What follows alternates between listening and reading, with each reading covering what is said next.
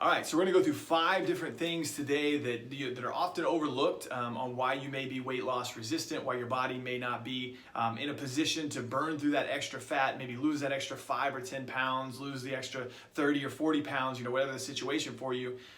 At the end of the day, we all know that the lower our BMI is, the more accurate our BMI is, the more weight that we lose, the better off our health is going to be, right? We're at less risk of Alzheimer's and cancer and diabetes and heart disease and all these other issues if we can get our weight down.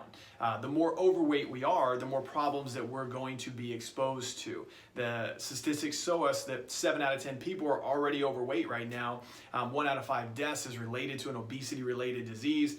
And a lot of us, we already know like the things that we're supposed to be doing. The problem is, are you doing it? Okay, you got to be doing it. You have to be eating the right foods. You got to be exercising. You need to be getting adjusted, getting the proper amounts of sleep. So these are all things that have to happen in order for your body to ultimately heal, in order for you to lose weight. But I'm going to go through 5 things that are often overlooked.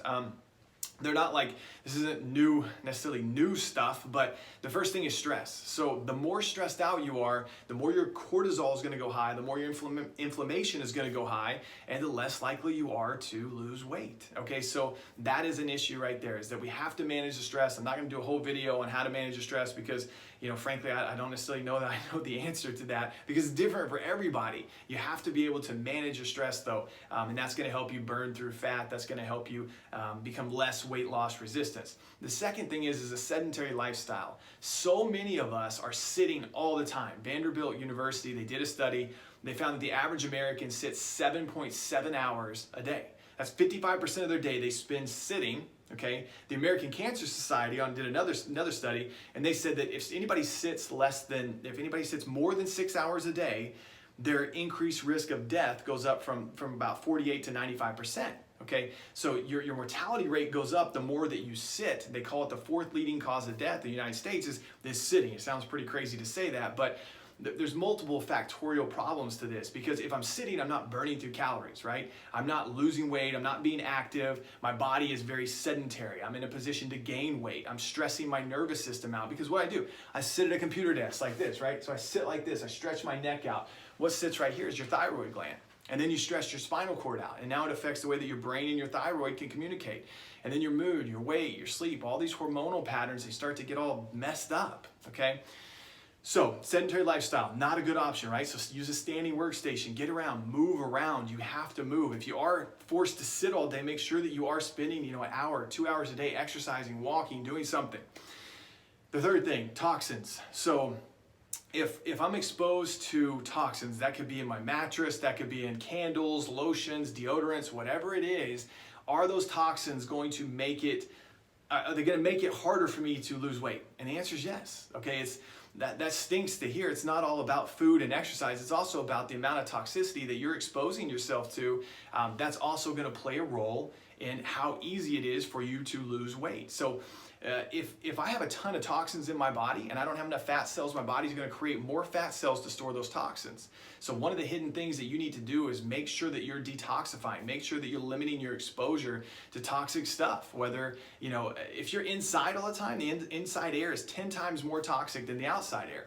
Okay, so if I'm sedentary and 7.7 hours a day, I'm sitting inside, I'm sitting at a computer station and I'm just sitting, I'm also being exposed to the indoor air, which has a lot more pollutants and chemicals and those kind of things in it. So, and then the last couple things is we start to look at sugar. We start to look at genetically modified foods. So these kind of things, they're gonna really, really slow your weight loss down. And if you have weight loss resistance, you just can't, you're not losing weight. It can be a hormonal thing, but it can also be just your sugar overload. You're having way too much sugar. One study showed that the average American eats about 100 grams of sugar a day, right? I don't come anywhere near that, but a lot of people, if you get a latte in the morning, drink a Dr. Pepper or Sprite or something in the afternoon, you have some packaged food, you're at 100 grams pretty fast, okay? So we really have to lower that because the more sugar you have, the more you're gonna make yourself insulin resistant. Okay? And that's going to make you store fat. The more you're going to burn out your leptin receptors, and it's going to make you hungry and have these sugar cravings. You're going to feel very addicted to these things. So you've got to limit your sugar. You got to replace it with healthy fats. That's the whole idea of this whole ketosis diet, is to make sure that you're not a sugar burner, that you're a fat burner. It's pretty simple. So what I do, I take away sugar and I add a bunch of fat. Okay, so that's what you want to be doing dietarily, is adding fat in, taking away sugar. Last thing I'm going to go through today is genetically modified foods. 80%, I think it's 80 or 85% of all antibiotics that are given in the United States are given to the agriculture. Okay, so they're given to animals. And so if you're not buying organic, free range, pasture free, if you're not buying these things, then what are you doing? You're exposing yourself to antibiotics, to chemicals.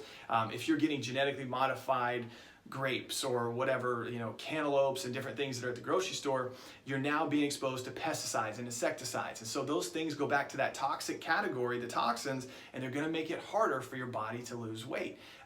Genetically modified foods are normally our packaged foods. They're the things that have vegetable oils, canola oil, these kind of things. And what do? They once again make it harder for you to lose weight. They're gonna make it easier for your body to store as fat. Okay, and then we're gonna have all this weight loss resistant, and it's gonna take, so the half-life of a trans fat that comes in a packaged food is about, I think it's 51 or 53 days, but either way, that's almost 2 months that if you have packaged food today, like Lay's potato chips or something that's not organic or whatever else, then it's going to be in there for 2 months. Your body's trying to burn through that in order to get you a position where you can burn all through that, you can go back to that normal place, and you can actually start to lose weight instead of storing fat. So, think about those 5 things: stress, sedentary lifestyle, toxins, sugar, genetically modified food. Start to level the playing field of all of those things, and that could be the key to really helping you lose that last 5 or 10 pounds.